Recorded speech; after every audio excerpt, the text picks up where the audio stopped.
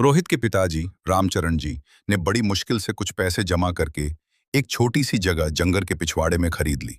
जगह बहुत सस्ती थी, लेकिन वहां का माहौल कुछ अजीब था। गांव के बुजुर्ग कहते थे कि वहां पहले एक पुरानी हवेली हुआ करती थी, जो कई साल पहले अचानक आग में जलकर राख हो गई थी। तब से उस जमीन को किसी ने हाथ नहीं लगाया था। लेकिन रामचरण जी ने इन बातों पर ध्यान नहीं दिया। उन्हें तो बस अपने बेटे का सपना पूरा करना था। कुछ ही दिनों में वहां एक छोटी सी मिठाई की दुकान बनकर तैयार हो गई। दुकान का नाम रखा गया रोहित की मिठाई। शुरुआत में सब ठीक चला। गांव के कुछ लोग आने लगे। रोहित के हाथ की बनी बर्फी और लड्डू की तारीफें होने लगी। पर एक बात सबको अजीब लगती थी। जैसे ही सूरज ढलता, उस दुकान के आसपास का माहौल एकदम सन्नाटा ओढ़ लेता। सब कुछ अच्छा चल रहा था। रात के 2 बजे तक दुकान खुली रहती थी। एक रात लगभग 2:30 बजे का समय रहा होगा। रोहित मिठाई का आखिरी डब्बा समेट ही रहा था कि तभी दुकान के दरवाजे की घंटी बजी। सामने एक लंबा चौड़ा आदमी खड़ा था, कम से कम 7 फीट का।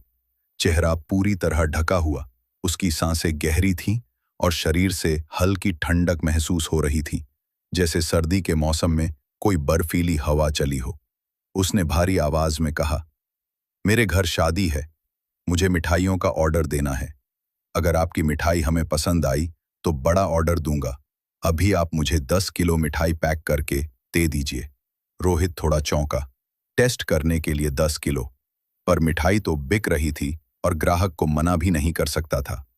उसने जल्दी से मिठाई तौलकर 10 किलो का बिल बनाया और डब्बों में पैकिंग शुरू कर दी। ग्राहक ने बिल देखकर पैसे दिए और 3,000 रुपए ज्यादा। रोहित ने कहा, साहब, आपने पैसे ज्यादा दे दिए हैं। वो आदमी बोला, रख लो बेटे, ये खुशियों का मौका है। अगर मिठाई पसंद आई तो फिर मिलेंगे। रोहित के चेहरे पर हल्की मुस्कान आ गई। एक अजनबी ने उसकी मेहनत की तारीफ की थी, वो भी इस अंदाज में।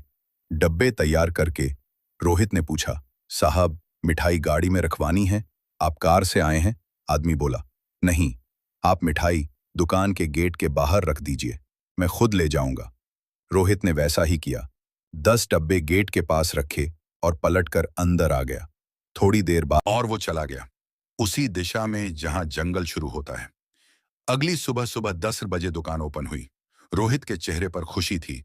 उसे वही आदमी याद आ रहा था जो कल रात 10 किलो मिठाई लेकर गया था। मिठाइयां बन रही थीं और सेल हो रही थी। पूरा दिन काम करने के बाद रोहित रात के 52 बजे दुकान बंद करने के लिए अपनी छत से उतरता है। तभी वही आदमी जो कल रात